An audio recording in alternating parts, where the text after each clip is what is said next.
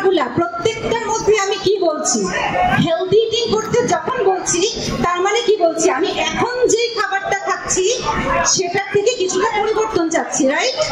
ঠিক আছে, আমি যদি বলি আমি এক্সারসাইজ করতে চাই তার মানে কি এখন হয়তো আমি যতটুকু অ্যাক্টিভ তার থেকে আমি বেশি অ্যাক্টিভ হতে চাই।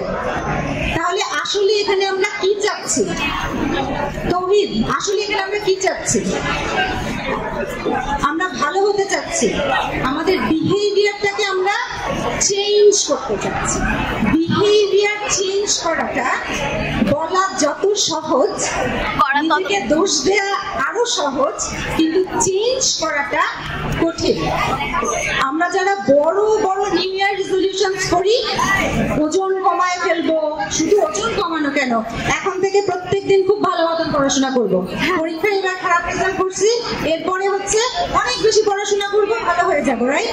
এরকম রেজলিউশন তো আমরা সবাই করি, কিন্তু রেজলিউশনের যে আমাদের পরিমাণটা সেটা কি অনেক বিশাল। বিহেভিয়ার চেঞ্জ করা একটা কঠিন কাজ, এবং এটা কঠিন কাজ এই জন্য না, আমি বলতেছি এটার ব্যাপারে অনেক সায়েন্টিফিক থিওরি আছে, অনেক বই আছে। আমি আজকে সায়েন্টিফিক এভিডেন্স বেসড তথ্যগুলা সাধারণ ভাষায় বোঝানোর চেষ্টা করব।